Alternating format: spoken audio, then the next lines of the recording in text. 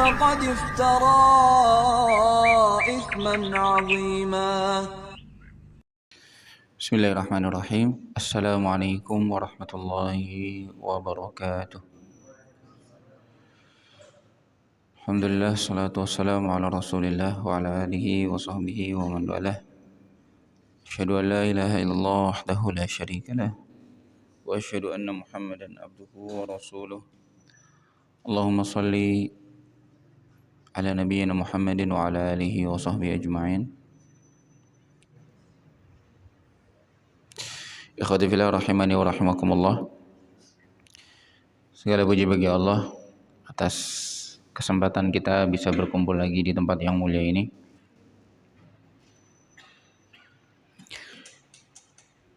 Insyaallah pada hari ini kita akan membahas salah satu hal yang penting terkait tentang meluruskan dan juga merapatkan shaf. Salah satu hal yang selalu kita kerjakan setiap hendak sholat, utamanya sholat berjamaah. Maka harapannya hadis-hadis yang akan dibacakan dari kitab Umdatul Ahkam ini bisa menambah wawasan pada kita, tercerahkan tentang perkara meluruskan dan juga merapatkan shaf.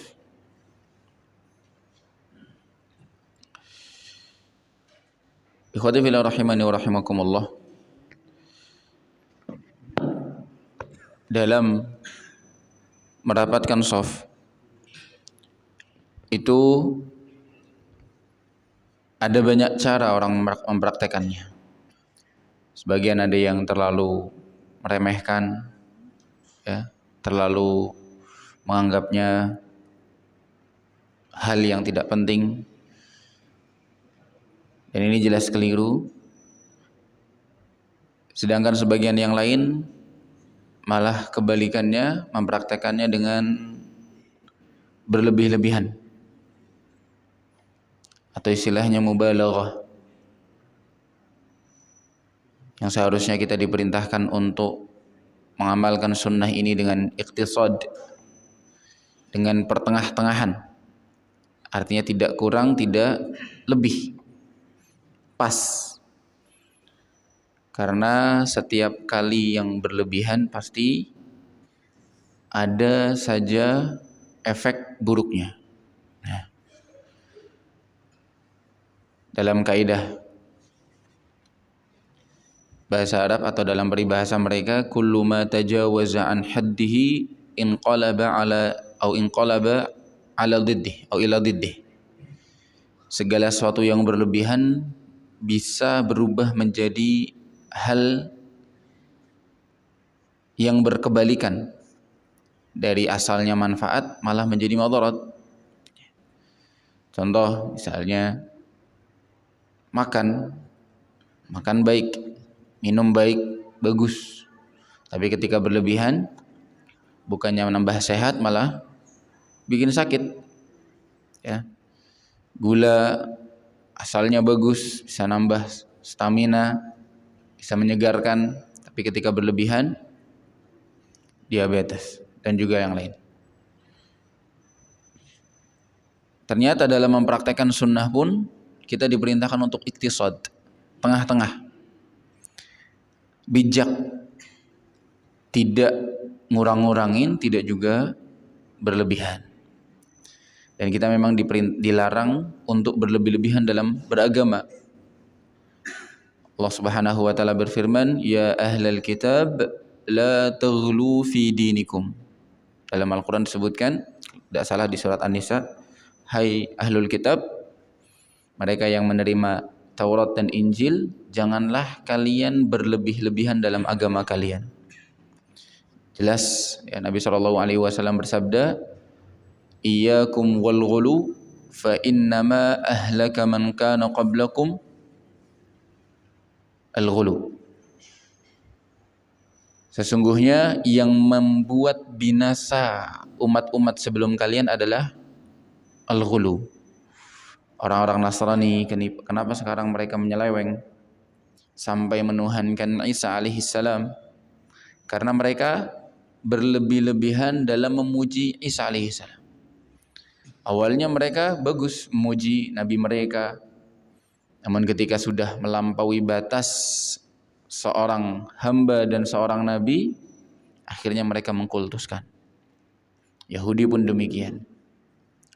Dan di dalam tubuh umat Islam pun banyak yang berlebihan. Ketika kita kagum, ketika kita memuji seseorang, jangan berlebih-lebihan hingga akhirnya mengkultuskannya. Ini salah satu dampak berlebih-lebihan dalam urusan agama. Taib, kita mulai dengan hadis yang pertama dalam bab ini, yaitu hadis yang ke-68 dari kitab ini. Bab as-sufuf, al-hadis al-thamin was-sittun. An Anas bin Malik radhiyallahu anhu qala qala Rasulullah sallallahu alaihi wasallam sawwu sufufakum fa inna taswiyatas sufuf min tamamis shalah. Rawahul Bukhari wa Muslim. Dari sahabat Anas bin Malik radhiyallahu taala anhu, beliau berkata, Rasulullah bersabda, beliau sallallahu alaihi wasallam bersabda, sawwu sufufakum. Sawwu di sini maknanya adalah ratakan, ya, luruskan.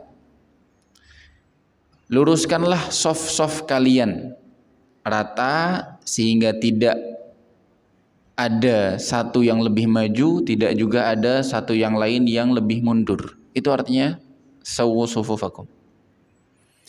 Fa inna taswiyatas sufuf min tamamis shalah. Karena sesungguhnya di antara kesempurnaan atau di antara dalam riwayat yang lain min iqamatis shalah, termasuk dalam unsur mendirikan salat adalah taswiyatus sufuf, meluruskan shaf. Atau boleh kita balik, sesungguhnya lurusnya shaf termasuk mendirikan salat atau termasuk kesempurnaan salat. Ini salah satu yang disepakati oleh para ulama, seorang imam disunnahkan untuk mengajak makmumnya meluruskan shaf. Dan itu jelas dari sabda Nabi SAW ini dan juga dari praktek-praktek beliau. Beliau SAW setiap kali hendak sholat, beliau selalu benar-benar memperhatikan shafnya kaum muslimin, shafnya jamaah beliau, sehingga tidak ada yang tidak rata, dadanya ada yang terlalu membusung ke depan atau punggungnya yang terlalu mundur ke belakang. Ini semua yang dihindari dari Nabi SAW. Bahkan, ya, Nabi SAW langsung menggunakan tangan beliau sendiri meluruskan shaf-shaf para sahabat, seperti beliau meluruskan atau merapihkan anak-anak panah dalam selongsongnya. Jadi ketika merapikan shaf, dengan tangan beliau sendiri langsung menepuk dada atau menarik seseorang, diluruskan, kamu maju dikit, kamu mundur sedikit. Ini menunjukkan bahwa memang sangat dianjurkan seorang imam. Jadi sebelum memulai sholat, biasanya imam mengatakan kalimat-kalimat ini. Dan kalimat-kalimat meluruskan dan merapatkan shaf itu bermacam-macam.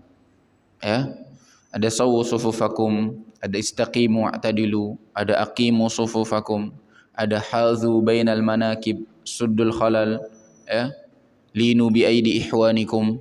Nanti lafaz-lafaz ini kita coba terjemahkan beberapa di antaranya.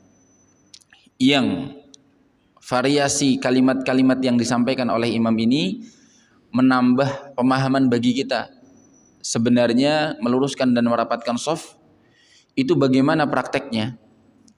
Prakteknya seperti apa? Kriteria shaf yang lurus, kriteria shaf yang rata sebagaimana yang diharapkan oleh Nabi, bagaimana cara mewujudkannya? Maka ikhwati fillah rahimani wa rahimakumullah, ketika hendak memulai sholat berjamaah, ya biasanya jamaah itu setelah diucapkan iqamah, Allahu Akbar, asyhadu an la ilaha illallah sampai la ilaha illallah, jamaah mulai merapikan shaf. Dan merapikan shaf ini atau membuat shaf ini kadang-kadang ditanyakan kapan mulai membuat shafnya? Apakah ketika muadzin mengucapkan Allahu Akbar, asyhadu an la ilaha illallah dari mulai itu langsung berdiri? Sebagian lagi mengatakan ketika mendengar kalimat hayya 'alas shalah baru berdiri. Sebagian lagi mengatakan qad qamatis shalah baru berdiri. Ya. Berdiri memulai membuat shaf. Maka pada dasarnya tidak ada, sejauh yang kami tahu, tidak ada tuntunan pasti kapan berdirinya seorang makmum ketika hendak membuat shaf, saat mendengar lafaz apa. Dilihat dari kebutuhan masing-masing. Ya, kalau dia berada di belakang shaf jauh, ya dia dari awal sudah langsung mendekat ke shaf. Kalau dia sudah berada di shaf depan mungkin lebih santai, ya. Namun adabnya ketika seorang imam sudah berdiri, ya, dianjurkan kita ikut berdiri langsung, mengikuti beliau. Biasanya praktek yang benar itu imam berdiri sebelum qomat. Karena qomatnya muadzin itu atas perintahnya imam. Ya, ini seringkali kami ulang-ulang. Kurang tepat, bahkan bisa dikatakan kurang adab ketika imam belum mengizinkan kemudian langsung qomat. Barangkali imamnya belum siap, ya, barangkali imamnya masih mau berzikir dulu atau berdoa, barangkali imamnya pengen nunggu dulu jamaahnya lebih ramai. Itu boleh, itu haknya imam, wewenangnya imam. Boleh juga memulai lebih dulu imam sebelum yang dijadwalkan, misalnya qomat dijeda setelah azan 5 menit, tapi sebelum itu sudah mulai duluan, boleh. Ketika imam melihat maslahatnya di situ misalnya. Misalnya setelah sholat akan ada kegiatan penting, boleh imam mulai terlebih dahulu sholatnya sebelum jeda habis misalnya. Atau imam ngelihat oh jamaahnya sudah kumpul semua, sudah selesai sholat sunnah semua, imam mulai, tidak apa-apa. Jadi intinya qomatnya muadzin mengikuti, ya, perintahnya imam. Ketika imam sudah maju, itu isyarat untuk muadzin mengumandangkan iqamah. Ya. Untuk makmum-makmum yang lain, bagusnya langsung mengikuti imam ketika imam sudah berdiri. Semakin awal kita membuat shaf, semakin siap jelas. Daripada ketika iqamah sudah selesai, Allahu Akbar, la ilaha illallah, kemudian kita baru bangun membuat shaf. Maka persiapannya kurang maksimal.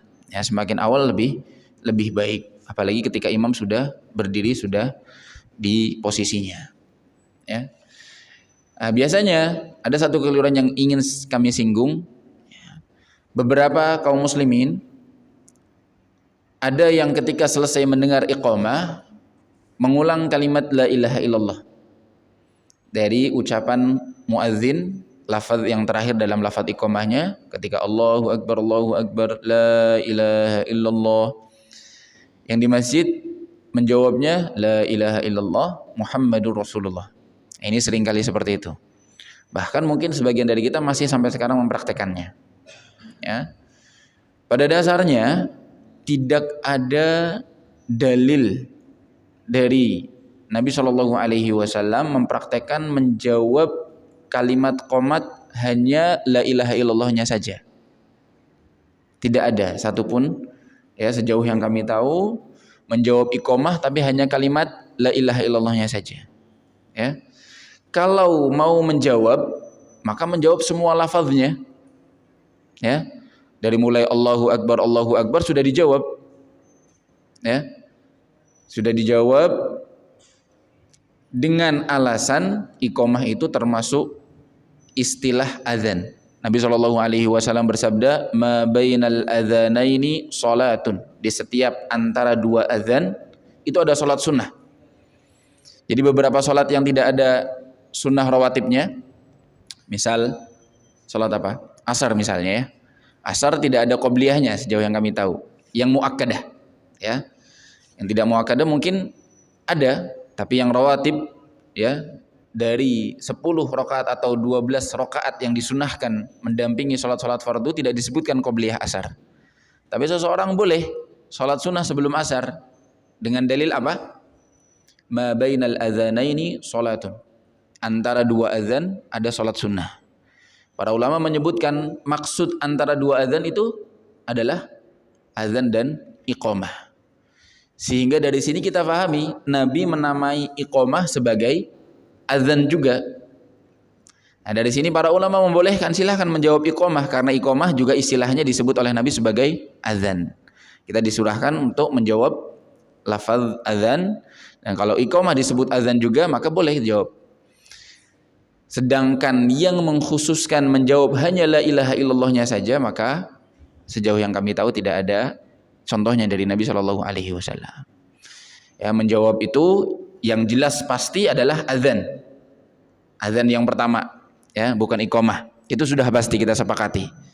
Azan yang pertama, ya, yang menandai masuknya waktu sholat, itu kita sepakati disunahkan dijawab. Nah, adapun yang iqamah ini, maka kalau ada yang mempraktekannya, harusnya dia mempraktekkan semuanya dijawab.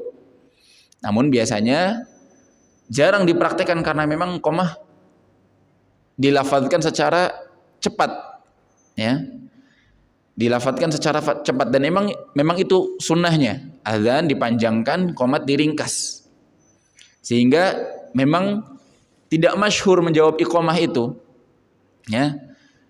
Kemudian sebagian hanya menjawab la ilaha illallahnya saja, maka sejauh yang kami tahu tidak ada tuntunannya, ya, tidak ada tuntunannya.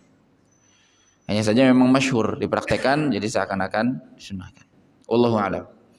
Nah, setelah itu imam merapikan shaf. Di antara merapikan shaf, lafadznya adalah sawu sufufakum.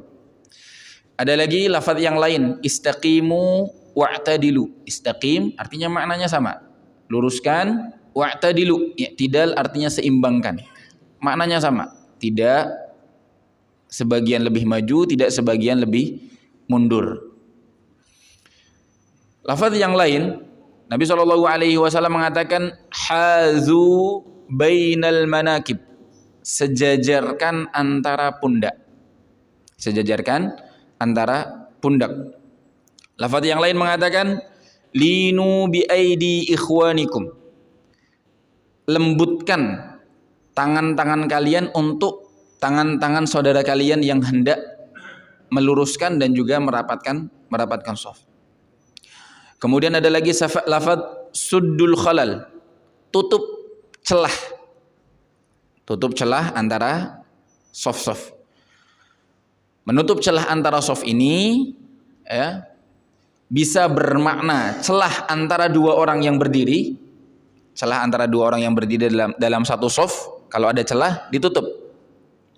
Bisa juga bermakna menutup celah antara dua shaf. Artinya antara shaf 1 dan shaf 2 jangan terlalu renggang jaraknya, ya. Biasanya diberi berapa? 1,4 meter mungkin, ya, atau 1,5 meter maksimal. Selebihnya tidak, ya, tidak sunnah. Sunnahnya dirapatkan shaf. Suddul khalal di sini maksudnya menutup celah antara dua laki-laki yang sedang membuat satu shaf, atau celah antara satu shaf dengan shaf yang lainnya jangan terlalu renggang. Fa inna syaitana yadkhulu fi ma bainakum bimanzilatil hadzafi, yakni auladid dha'nis shighar. Karena syaitan masuk di antara celah-celah kalian seperti masuknya hadzaf. Hadzaf ini seukuran anak domba yang masih kecil, ya, cempe, ya, itu istilah apa lagi? Anak domba, anak kambing yang masih kecil. Seukuran seberapa? Tidak terlalu besar. Sehingga jangan kita berikan celah sebesar itu. Namun bagaimana prakteknya? Satu pertanyaan yang cukup sering terulang, apakah harus ditempelkan antara mata kaki dengan mata kaki, ya, pundak dengan pundak, tambah lagi betis dengan betis. Ya. Maka di sini perlu difahami bahwa lurus dan rapatnya shaf itu tujuannya. Tujuan utamanya adalah lurus dan rapatnya shaf. Sedangkan di dalam hadis-hadis Nabi SAW dari lafaz beliau sejauh yang kami tahu tidak ada perintah langsung dari Nabi untuk menempelkan mata kaki dengan mata kaki, pundak dengan pundak, betis dengan betis. Dari lafaz Nabi. Lalu dari mana banyak kaum muslimin yang menempelkan? Ini dari prakteknya para sahabat Nabi SAW. Ketika salah seorang sahabat meriwayatkan bagaimana Nabi meluruskan dan merapatkan shaf, beliau menambahkan, kunna nulsiqu ya mankibana wa ak'abina dan seterusnya. Jadi para sahabat mempraktekannya dengan menempelkan bahu-bahu mereka, menempelkan mata kaki mereka. Ikhwati fillah rahimani wa rahimakumullah, yang perlu diperhatikan adalah menempelkan tiga hal ini, bahu, betis, atau mata kaki, bukan tujuan utama. Melainkan tujuan utama adalah lurus dan rapatnya shaf. Kalau seandainya ada celah sedikit ini boleh kita kira-kirakan misalnya 3 cm, 4 cm, maka yang seperti ini masih bisa dikatakan rapat shafnya. Apalagi memang pada dasarnya seseorang butuh celah dalam sholat, maka menempelkan apabila melihat prakteknya para sahabat hukumnya sunnah.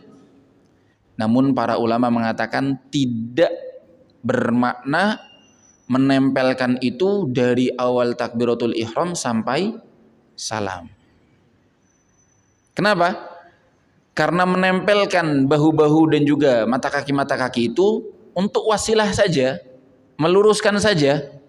Kalau seandainya di rakaat kedua, ketiga, keempat, atau bahkan di tengah-tengah rakaat pertama sudah lurus dan seseorang butuh celah sedikit, boleh, tidak masalah merenggangkan, yang penting dia sudah lurus, kemudian celahnya tidak terlalu banyak, masih bisa kita istilahkan rapat.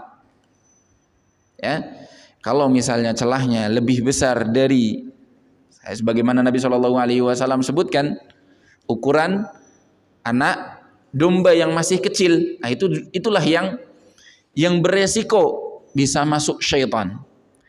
Tapi kalau celahnya lebih sempit dari itu, ya, misalnya 3 cm, ya, 3 cm apakah anak domba bisa lewat? Bisa nyelip? Nah, pada dasarnya secara logika tidak bisa lewat. Maka harusnya yang seukuran ini tidak masalah. Tidak masalah. Ditambah lagi faktanya, ya, faktanya ketika menempel terus dari awal sampai akhir seringkali menyulitkan bagi jamaah untuk merasakan ketenangan dalam sholatnya. Seringkali. Dan ini tidak bisa dipungkiri, walaupun mungkin berbeda dari satu jamaah dengan jamaah yang lain. Sebagian ada yang merasa nyaman dengan ditempelkan terus dari awal sampai akhir. Ya, dari takbiratul ihram sampai salam nempel terus pokoknya, lebih nyaman, lebih khusyuk mungkin. Kalau kita tanya, mayoritas lebih nyaman ada celah sedikit atau nempel, selalu nempel? Ada celah sedikit. Mayoritas akan merasakan seperti itu. Apalagi posisi sholat kadang-kadang berganti-ganti, ya, kadang-kadang ruku, kemudian sujud. Saat sujud pun ada dua metode, bangun dari sujud pun ada dua metode duduk. Yang satu iftirash, yang satu tawarruk. Yang saat tawarruk membuat seseorang lebih butuh jarak yang lebih lebar, ya, karena dia diperintahkan dalam posisi tawarruk mengeluarkan kaki kirinya keluar paha kanan dia. Bedanya iftirash dengan tawarruk itu kan, iftirash kita duduki kaki kiri kita masuk, Di bawah nyuwun sewu pantat kita. Ist kita dalam bahasa Arab. Istun. Ketika tawarruk yang biasanya kita praktekkan untuk tasyahud akhir, kita keluarkan kakinya ke kanan. Kita nampakkan sedikit. Ini menunjukkan kita butuh celah lebih sedikit agar lebih nyaman.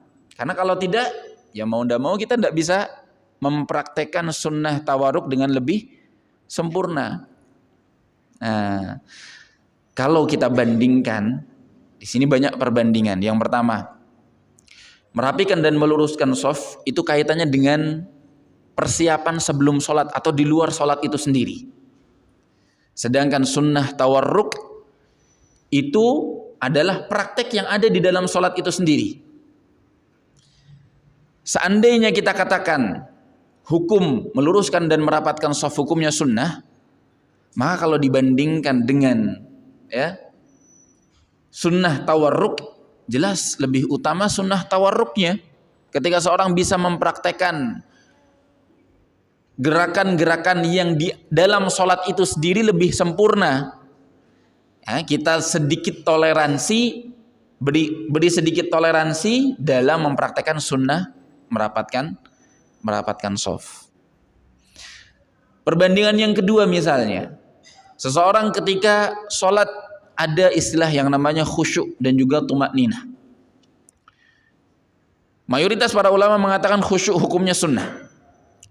Namun masyhur juga ada yang mengatakan khusyuk wajib, bahkan ada yang mengatakan sampai rukunnya sholat sebagian, meskipun tidak masyhur. Inti dari sholat adalah kekhusyuan, bahkan dipuji di dalam Al-Quran.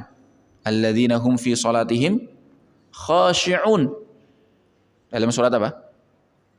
Al-Mu'minun kalau tidak salah. Dalam surat Al-Mu'minun Allah sebutkan, dipuji mereka orang yang beriman adalah orang yang sholatnya khusyuk. Kalau seandainya dengan merapatkan shaf sampai menempel bisa menimbulkan seseorang khusyuknya, kadar khusyuknya turun, karena dia harus berusaha untuk memposisikan dirinya, apalagi sampai bisa mengganggu jamaah yang ada di sampingnya, maka jelas ini tidak sebanding. Harus diutamakan mana? Khusyuk, dan juga harus diutamakan kenyamanan sesama jamaah yang sedang sholat.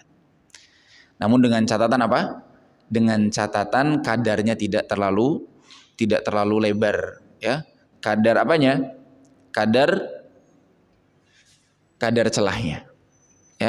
Tadi mungkin bisa kita kira-kira maksimal mungkin 5 cm, 5 cm sudah masih dikatakan rapat, Tapi kalau sudah 10-15 cm ini mungkin bisa dikatakan kita terlalu lalai, Tapi kalau maksimal 5 cm menurut kami masih dikatakan rapat selama sudah lurus, Jadi lurus dan rapat itu sebenarnya tujuannya, adapun menempelkan itu hanya cara para sahabat untuk mencapai tujuan lurus dan rapatnya shaf.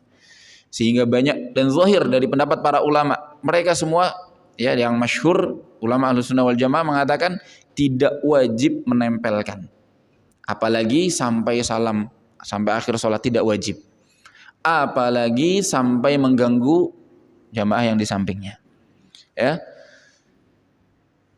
Ini juga menunjukkan kekeliruan ketika seseorang memaksa, sudah hukumnya hanya sebatas sunnah, memaksa menempelkan sampai dikejar terus kadang-kadang, Karena sebagian orang ada yang merasa tidak nyaman.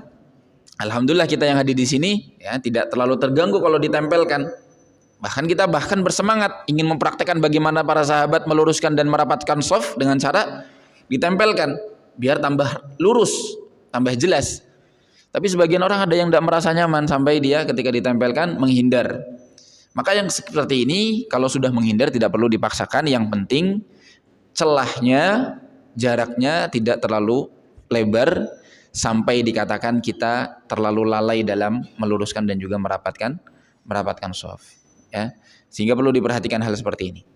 Ikhwati fillah rahimani wa rahimakumullah. Yang pertama kita sebutkan, poin yang pertama bisa kita simpulkan, seorang imam disunnahkan, memerintahkan untuk melurus dan merapatkan shaf. Ini jelas dari hadis yang kita baca dan juga hadis-hadis berikutnya, di mana Nabi Shallallahu Alaihi Wasallam ketika menjadi imam memerintahkan meluruskan dan merapatkan saf.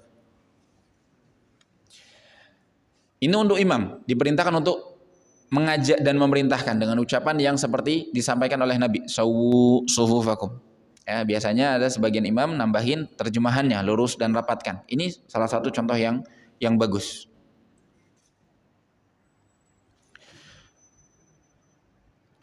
Perkara yang kedua, apa hukumnya meluruskan dan merapatkan shaf? Ya, meluruskan dan merapatkan shaf, khilaf di antara para ulama dalam dua pendapat. Pendapat yang pertama mengatakan ini yang masyhur, hukumnya sunnah. Pendapat yang pertama masyhur mengatakan hukumnya sunnah. Pendapat ini dipilih oleh 4 mazhab yang terkemuka, dari mulai mazhab Hanafi, Maliki, Syafi'i dan juga Hambali. 4 mazhab ini sepakat mengatakan merapatkan dan meluruskan shaf hukumnya sunnah.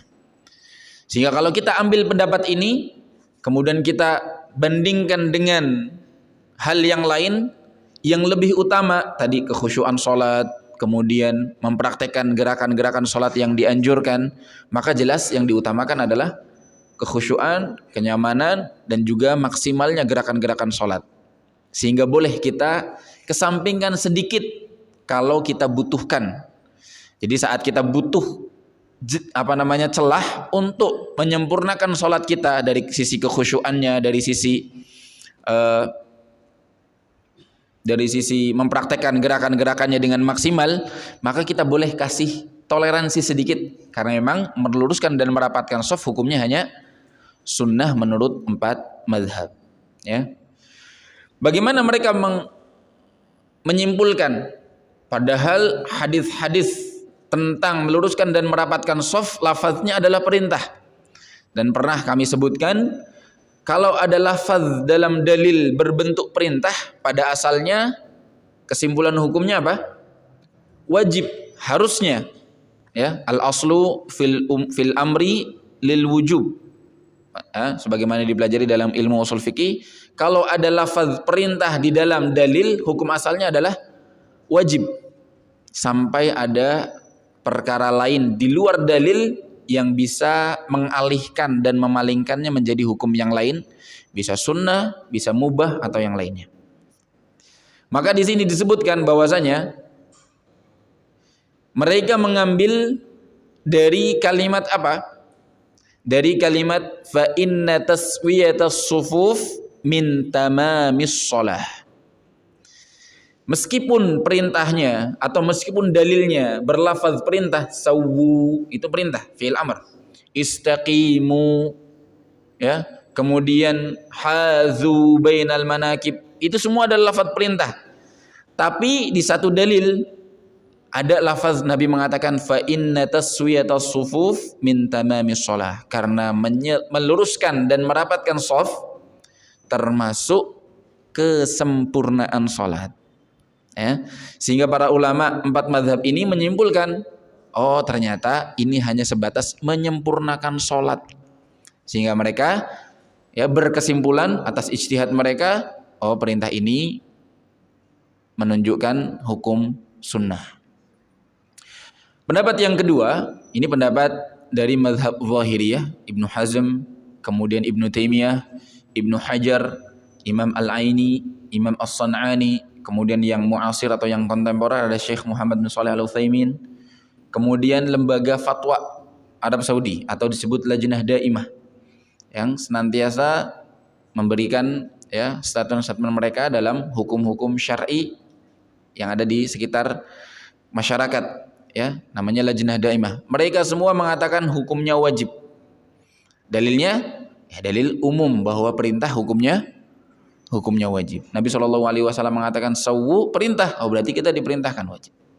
Ditambah lagi mereka berdalil beberapa naskah tentang meluruskan dan merapatkan shaf Nabi iringi dengan ancaman. Nabi iringi dengan ancaman. Contoh,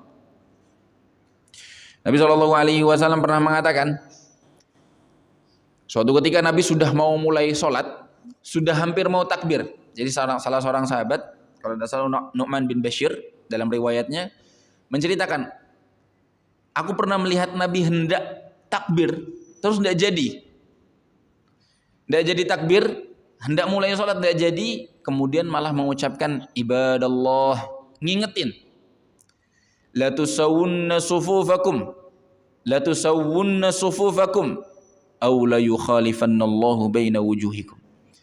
Hendaknya kalian rapat atau luruskan shaf kalian, atau kalau tidak mau Allah palingkan di antara wajah-wajah kalian di dunia maupun di akhirat. Lafaz ini ancaman, dan di antara kaidah usul fikih juga selain asal dari setiap perintah adalah wajib, di antara metode para ulama menemukan hukum-hukum yang wajib ketika ada ancaman bagi yang meninggalkan. Ya, karena kalau tidak wajib buat apa diancam? Ya, karena kan kita fahami definisi selain wajib, sunnah, kalau dikerjakan dapat pahala, tidak dikerjakan tidak berdosa, tidak dihukum, tidak berhak atas hukuman. Sedangkan di sini Nabi SAW mengancam dihukum yang tidak meluruskan shaf, la yukhalifannallahu baina wujuhikum. Allah akan palingkan wajah-wajah kalian, sesama kalian, wajah-wajah sesama kalian di dunia maupun di akhirat. Di dunia maksudnya kita jadi tidak bersatu, berselisih, saling bermusuhan. Yang lebih parah ketika kita tidak bersatu di akhirat, saling membenci mungkin dan lain sebagainya. Ya, ini salah satu ancaman. Lalu bagaimana sikap kita? Sikap kita intinya adalah berusaha sebisa mungkin mengamalkan sunnah, meluruskan dan merapatkan shaf. Kami istilahkan sunnah bukan berarti hukumnya sunnah yang dipilih oleh pendapat mazhab yang pertama, yaitu 4 mazhab fikih dari mulai Hanafi, Maliki, Syafi'i dan juga Ahmad, yang mereka mengatakan hukumnya sunnah artinya tidak wajib.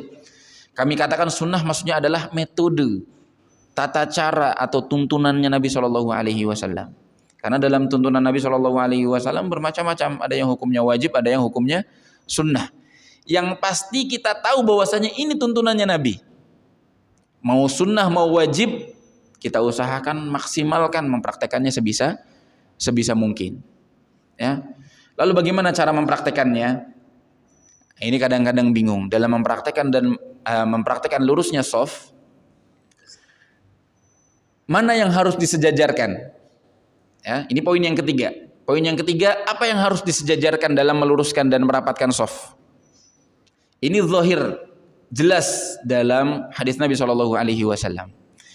Ya, dan juga prakteknya para sahabat ketika mereka meratakan bahu-bahu mereka, meratakan betis-betis mereka, dan meratakan mata kaki mereka. Dan di antara 3 hal ini yang paling menentukan, paling jelas itu adalah mata kaki. Sehingga bisa dikatakan keliru ketika seseorang mencoba meluruskan shaf yang dijadikan patokan adalah jari apa? Jari kelingkingnya. Kalau jari kelingkingnya sudah sejajar, sudah dianggap lurus. Ini keliru sekali. Ya. Meskipun meluruskan shaf, ada pendapat ulama mengatakan sunnah, tapi jelas kalau kita malah terbiasa dengan praktik seperti ini, artinya kita tidak mempraktekkan perintah Nabi SAW. Sedangkan untuk memaksimalkan perintah Nabi SAW ini dengan cara meratakan mata kaki. Ya. Kenapa? Karena kalau yang diratakan jentiknya, kelingkingnya, kaki orang itu panjangnya berbeda-beda. Ya. Bahunya posisinya juga berbeda-beda. Karena yang ingin diluruskan adalah badan, bukan semata-mata kakinya saja. Kalau misalnya yang disejajarkan jentiknya, yang lurus hanya kakinya, tapi badannya pasti akan mencong-mencong. Yang satu lebih ke depan, yang satu lebih belakang. Karena memang orang beda-beda tingginya, panjangnya, pendeknya. Sehingga ketika kita meluruskan mata kaki dengan mata kaki, bisa dijamin, insya Allah, Meskipun orangnya satu besar, satu kecil, satu panjang, satu pendek, insya Allah rata. Insya Allah lurus.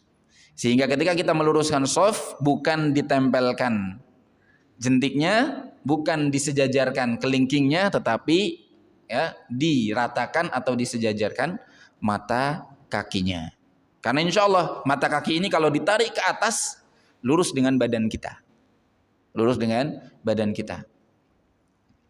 Kalau mampu menempelkan, silahkan. Ya, itu berarti mempraktekkan prakteknya para sahabat Nabi Shallallahu Alaihi Wasallam, tetapi tidak dipaksakan.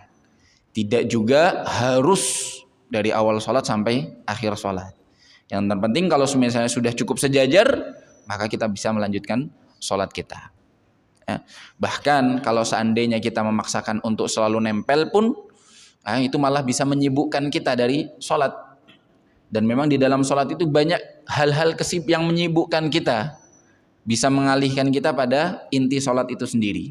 Nabi SAW mengatakan, Inna fis sholati la syughlan. Sesungguhnya di dalam sholat itu selalu ada hal yang menyibukkan. Banyak. Kadang-kadang kepala gatel, ya, kemudian baju nggak lurus, sarung nggak rapi, ya, apa lagi, ya, kaki digigit nyamuk mungkin. Termasuk kalau kita paksakan selalu menempelkan mata kaki dengan mata kaki, akan cukup menyibukkan kita di setiap rakaat-rakaatnya. Maka cukup ketika kita lihat sudah sejajar, bahu kita sudah sejajar, tidak mesti menempel, kita masih bisa melanjutkan sholat dengan kondisi seperti itu sampai akhir. Taib, ikhwati fillah rahimani wa rahimakumullah. Setelah poin yang ketiga kita tahu bagaimana cara mempraktekkan lurus dan merapatkan shaf, ya. Poin yang keempat, permasalahan tentang cara membuat shaf itu sendiri, ya. Cara membuat shaf itu sendiri. Yang pertama, kalau kondisinya satu imam, satu makmum, di mana makmum ini berdiri? Jawabannya di mana? Ada 3 pilihan. Kanan, kiri, atau di belakangnya imam. Karena kalau di depannya imam nggak mungkin, ya. Makmum di mana? Di sebelah kanan imam. Dalilnya apa? Ibnu Abbas radhiyallahu taala anhuma bercerita, "Bittu inda khalati Maimunah, aku pernah menginap di rumah bibiku Maimunah. Falamma kana ba'dul lail qama Rasulullah sallallahu alaihi wasallam yusalli." Setelah lewat sebagian malam atau pertengahan malam, Nabi bangun kemudian salat. Nabi bangun kemudian salat. Fa ata shannan mu'allaqan fatawadda'a wudu'an khafifan. Kemudian Nabi sallallahu alaihi wasallam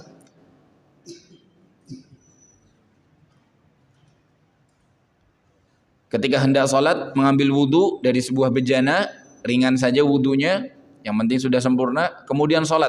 Tsumma qama fa shalla.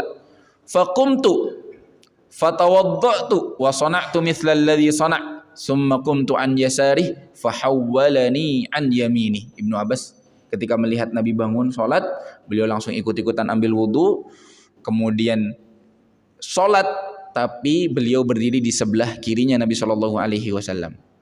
Syahidnya dalam dalil ini, kata Ibnu Abbas, fahawwalani an yamini. Ketika aku berdiri di sebelah kiri Nabi Shallallahu Alaihi Wasallam, Nabi pindahkan aku ke sebelah kanan Nabi Shallallahu Alaihi Wasallam. Ya, dari dalil ini banyak sebenarnya yang bisa kita ambil faidah. Ya, di antaranya, yang pertama tadi kita sebutkan, kalau makmumnya satu orang saja, berdirinya di sebelah kanan. Yang kedua, disebutkan dalam beberapa riwayat bahwa perpindahannya Ibnu Abbas dari sebelah kiri ke sebelah kanan itu lewat mana? Belakang atau lewat depan? Lewat belakangnya Nabi Shallallahu Alaihi Wasallam. Jadi Nabi tarik ke belakang, geser ke sebelah kanan beliau Shallallahu Alaihi Wasallam. Ini menunjukkan kalau ada orang pengen memindahkan atau berpindah dari belakang. Kalau misalnya ada yang keliru berdiri di sebelah kiri imam, jangan digeser tapi lewat depan. Ya, karena memang imam atau orang pada dasarnya tidak boleh sholat dilewati oleh orang. Padahal kalau kita lihat harusnya menggeser lewat depan lebih gampang, ya, daripada lewat belakang, cukup repot. Tapi Nabi SAW memilih menggesernya lewat belakang. Artinya kalau kita mau menggeser seseorang yang keliru berdirinya, digeser dari belakang imam, bukan dari depan imam. Yang ketiga, faedah tambahannya adalah dari sini menunjukkan bahwa imam yang seseorang yang menjadi imam sholat tidak harus meniatkan dari awal sholat dalam niatnya dia mau jadi imam. Karena Nabi asalnya sholatnya pengen sendirian, tidak ngajak Ibnu Abbas. Nabi bangun kemudian sholat sendirian munfarid. Memang sholat sunnah pada dasarnya sendirian, ya, kecuali dalam kondisi-kondisi tertentu dianjurkan berjamaah.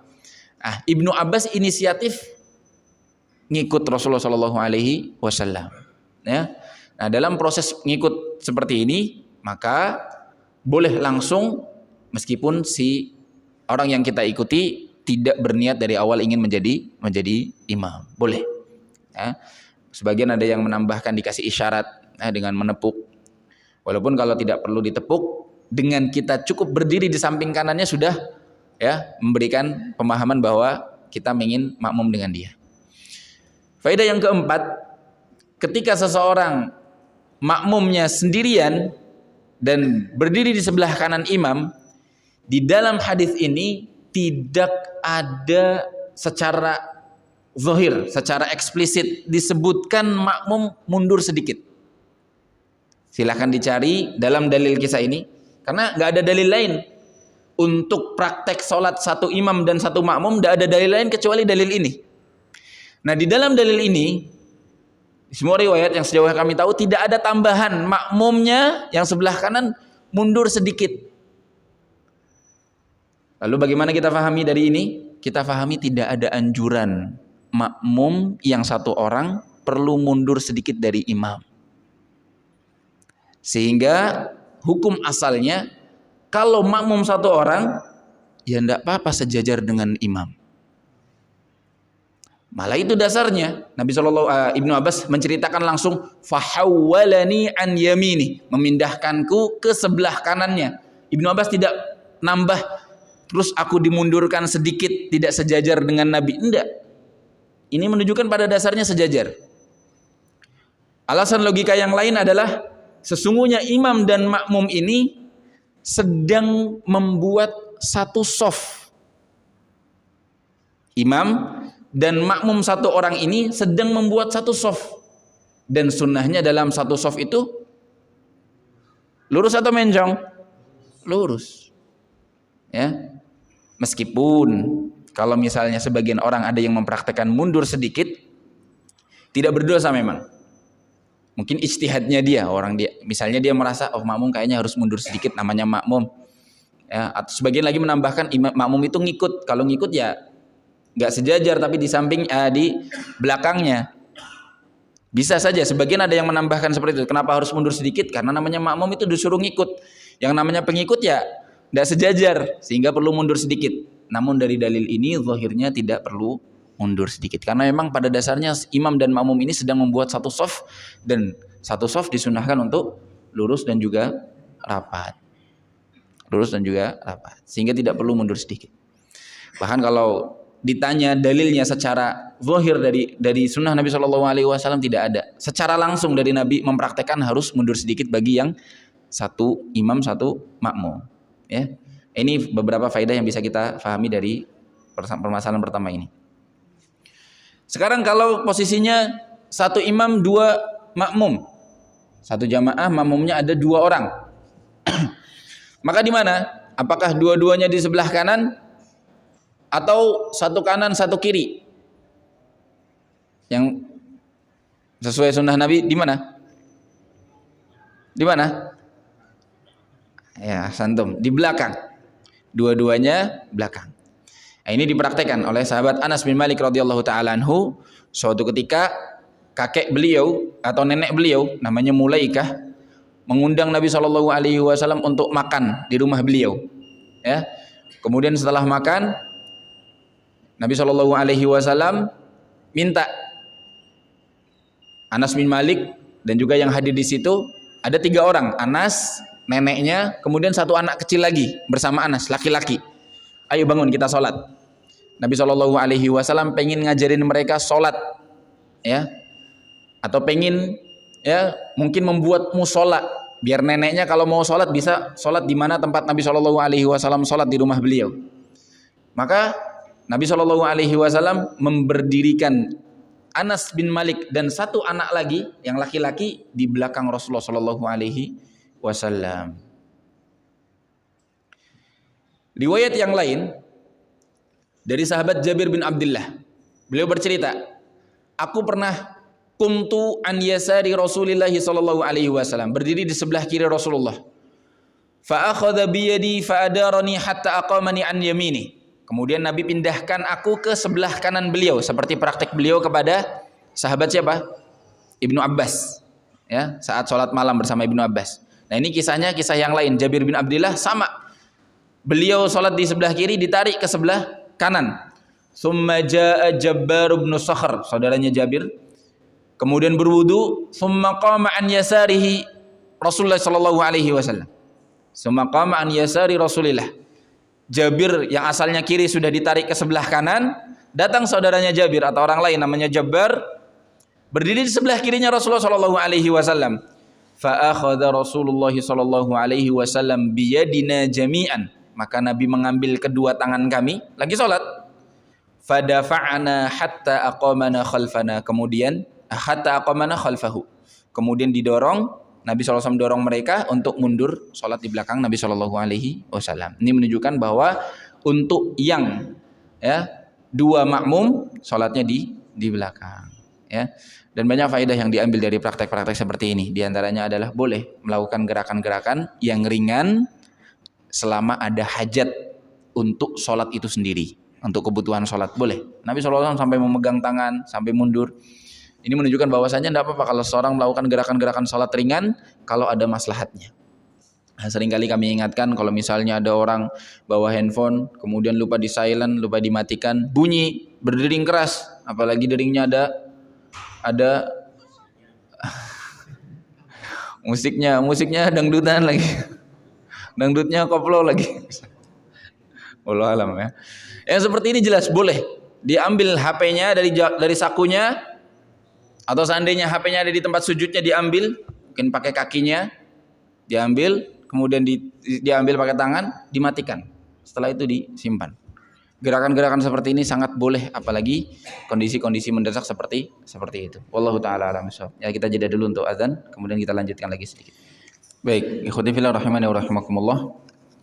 Ya. Ini ada beberapa pertanyaan. Sebenarnya pertanyaan ini sudah akan kami jelaskan permasalahan-permasalahannya karena banyak poin-poin yang akan disebutkan berikutnya. Ya, berkaitan dengan soft perempuan dan juga yang lainnya. Apa ada yang bertanya? Mau bertanya, Didi? Silakan, Pak.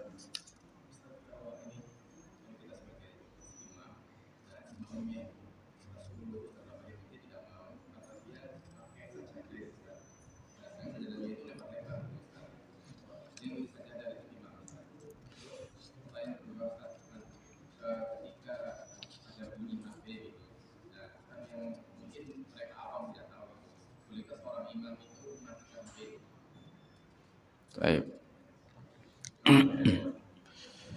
Untuk yang pertama, kalau ada orang bawa sejadah besar, nah ini pada dasarnya boleh saja dia bawa sejadah besar, ya boleh. Tapi dia harus tahu bahwasanya disunahkan merapatkan shaf, sehingga dia harus rela seandainya sejadahnya terlalu besar, ya. Ini juga nanti akan turun ke permasalahan berikutnya. Lebar ideal 2 kaki seorang ketika berdiri itu seberapa? Ya. Apakah harus 10 cm, 20 cm, 30 cm? Ya. Apakah harus mentang? Apakah harus menyempit dan lain sebagainya? Maka tidak ada dalil dalam Al-Quran maupun hadis yang menjelaskan tentang rincian. Yang ada adalah perintah umum, kita disuruh untuk tumakninah, khusyuk, i'tidal, seimbang, ya, nyaman dalam sholat, sehingga jangan sampai terlalu sempit sehingga kita tidak seimbang, atau terlalu lebar sehingga kita juga tidak seimbang. Maka banyak yang mengatakan sejajarkan dengan ukuran bahu kita. Walaupun untuk beberapa orang kadang-kadang butuh lebih banyak ketika mereka orangnya kekar sekali badannya. Ya, sehingga dia kalau misalnya hanya sejajar dengan bahu dalam posisi gerakan yang lain saat duduk iftirash saja dia susah, mungkin akan berat. Maka orang-orang seperti ini kita pandang maslahatnya, kita beri celah yang lebih banyak. Karena misalnya dia kalau misalnya kekar badannya atau dia obesitas, gemuk sekali, akan susah sekali. Atau orang tua, kadang-kadang ada orang tua yang ketika duduk dia tidak bisa ya menginjak atau menduduki kaki kirinya, sehingga dia harus benar-benar sempoyongan ketika duduk tasyahud, ya, sehingga dia butuh celah lagi untuk lebih lebar. Seperti ini insya Allah diperbolehkan karena hukum asalnya merapatkan dan meluruskan shaf. Menurut madhab 4 ya ulama di antara madhab fikih, yaitu Syafi'i, Hambali, Maliki dan Hanafi, hukumnya sunnah, ya. Sehingga kita kasih tahu bagi mereka yang sebenarnya ukurannya standar tapi sejadahnya terlalu lebar, kita kasih tahu dengan hikmah, ya. Kita minta izin mungkin Pak, ya, mohon dirapatkan lagi misalnya, jangan terlalu jauh, meskipun lagi-lagi tidak harus nempel, ya, tidak harus nempel, ya. Misalnya kita untuk menutup celah yang terlalu lebar perlu menginjak sejadah dia, maka boleh kita minta izin, ya, kita minta izin dengan cara yang hikmah, dengan cara yang benar. Kalau misalnya dia tetap tidak mau, maka kembali kepada hukum asal, jangan kita paksakan karena memang hukum asalnya apa? Sunnah. Yang penting kita sudah mau mempraktekkan. Kalau seandainya ada dosa dalam praktek dia tidak merapatkan shaf, maka dia sendiri yang menanggung, ya. Untuk yang kedua, kalau misalnya imam pengen mematikan HP makmumnya, maka dilihat tergantung gerakan yang dilakukan oleh imam. Seandainya gerakan dia sampai merubah kiblat dia, badan dia berubah badannya, maka tidak boleh, ya, karena memang itu lebih utama daripada kekhusyuan. Dia badannya menghadap kiblat rukun, sehingga jangan sampai dia badannya malah menghadap ke belakang dan seterusnya. Gerakan juga, seandainya gerakannya terlalu banyak membuat fitnah atau membuat rancu sholatnya, ya, bisa saja dengan cara yang lain, tidak perlu imamnya langsung, dengan isyarat, misalnya kita tepukkan paha kita, ya, tidak apa-apa. Gerakan-gerakan ringan seperti itu untuk ada maslahatnya boleh, ya. Atau kita berdehem, misalnya lagi tidak ada bacaan, kita berdehem dengan keras untuk mengingatkan, boleh insya Allah, ya. Walaupun untuk berdehem ini sebenarnya ada khilaf, ya, khawatirnya bisa dianggap berbicara dalam sholat, karena berdehem termasuk cara komunikasi. Ya, kalau misalnya kita khawatir itu termasuk membatalkan sholat, maka dengan isyarat yang lain saja tanpa berdehem, ya, dengan gerakan, ya, atau yang lain, ya. Kalau kayak gini boleh nggak Pak? Kalau emang di situ gerakannya ringan dan tidak sampai merusak sholat kita, nggak masalah. Misalnya ditepuk-tepuk nggak paham-paham, ditunjuk misalnya, nggak masalah. Kalau itu gerakannya hanya gerakan ringan dan memang kebutuhannya mendesak. Di sini ada pertanyaan tentang apa hukumnya shaf anak kecil yang belum baligh. Nah, ini sebenarnya ada di antara hal yang ingin kami sampaikan, namun karena memang waktunya sempit tadi, belum sempat. Pada dasarnya tidak masalah. Tidak ada larangan anak kecil, ya, ikut masuk dalam shaf kita, termasuk shaf yang depan, ya. Memang ada pendapat di antara mazhab, di antaranya Hambali, mengatakan tidak sah anak kecil yang belum baligh masuk dalam shaf orang dewasa, bisa memutus shaf. Namun wallahu taala bisawab, ini hanya, ya, sejauh ijtihad saja, ya. Sedangkan dari prakteknya Nabi, di antaranya adalah Anas bin Malik radhiyallahu taala anhu, ketika salat di belakang Nabi, Anas bin Malik itu shaf berdiri dengan sampingnya adalah anak yatim. Dan anak yatim definisinya itu anak yang berusia di bawah usia baligh. Anak yang ditinggal oleh bapaknya di usia sebelum baligh, itu namanya yatim. Dan meskipun ini dipraktekkan dalam sholat sunnah qiyamul lailnya Nabi SAW, tetapi pada dasarnya praktek dalam sholat sunnah sama juga dalam sholat fardu. Jadi dalam sebagian pendapat diantaranya Hambali mengatakan kalau dalam sholat fardu jangan anak kecil berdiri di tengah-tengah antara shaf orang dewasa. Namun wallahu taala bisawab, pendapat yang kami pilih tidak masalah seperti yang dipraktikkan oleh Nabi Shallallahu alaihi wasallam dan Anas bin Malik. Selama anak tersebut ya sudah mumayyiz, sudah bisa faham, tidak mengganggu dalam sholat, maka tidak masalah berdiri. Yang penting tidak pas di belakang imam. Tidak pas di belakang imam. Jadi kalau seandainya ada Anas bin Malik dan juga yatimnya, yang di belakang imam langsung adalah Anasnya.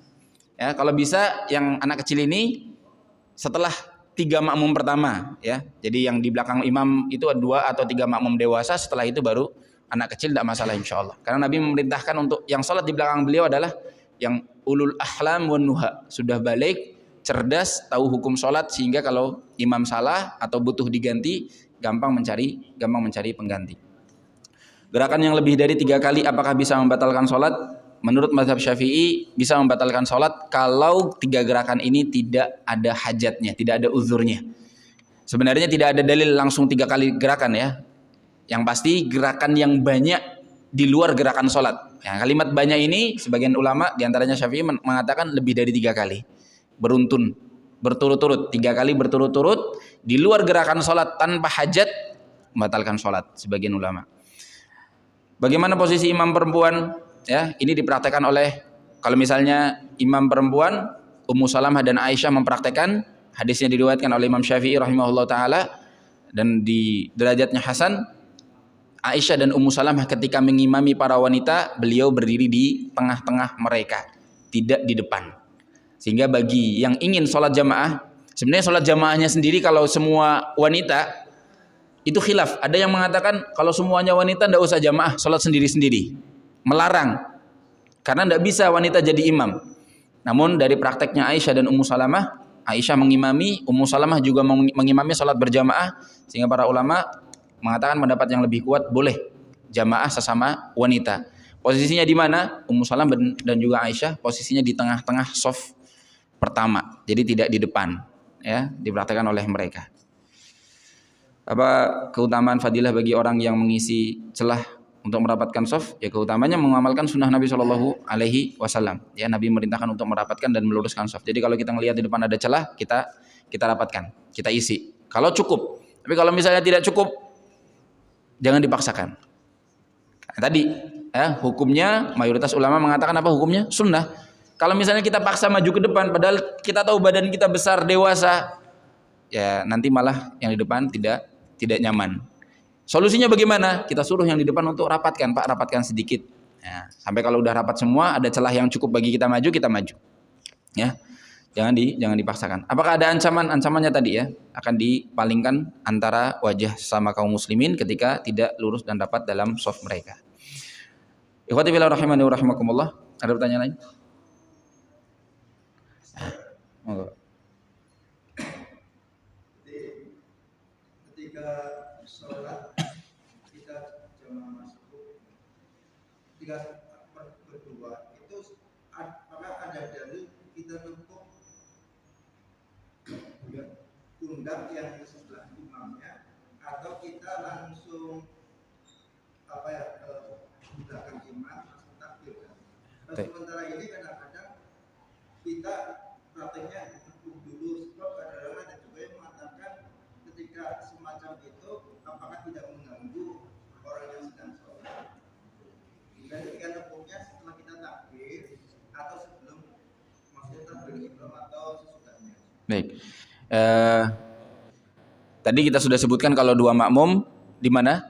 Di belakang ya. Sehingga seharusnya makmum yang pertama faham hukumnya. Dengan cara kita memberikan isyarat. Isyaratnya tidak mesti menepuk, ya. Berdehem boleh karena belum mulai sholat. Ya, makmum yang baru datang boleh kasih isyarat dengan dehem, kasih tahu bahwasanya ada jamaah baru nih, ayo mundur misalnya. Ya, atau kalau pakai ucapan nggak apa-apa. Akhi, mundur. Karena kita belum sholat, ngomong nggak apa-apa. Yang sholat denger doang, yang penting nggak jawab nggak masalah. Dia mundur, ya. Jangan dijawab, oh iya. Malah ditanya, gimana kabarnya sehat? Ya, cukup, langsung mundur, paham isyarat. Ya, menepuknya lebih baik atau memberi isyaratnya atau berbicaranya jelas sebelum makmum yang kedua bertakbir. Karena kalau misalnya dia kasih isyaratnya setelah bertakbir, artinya dia melakukan sesuatu di luar sholat saat dia sudah mulai sholat. Jadi sebaiknya sebelum sebelum itu. Tidak ada dalilnya, namun ini jelas satu kebutuhan karena memang untuk mempraktekkan tuntunannya Nabi Shallallahu Alaihi Wasallam. Jadi kita kasih syarat dalam bentuk apapun yang difahami. Ya, wallahu a'lam bishawab.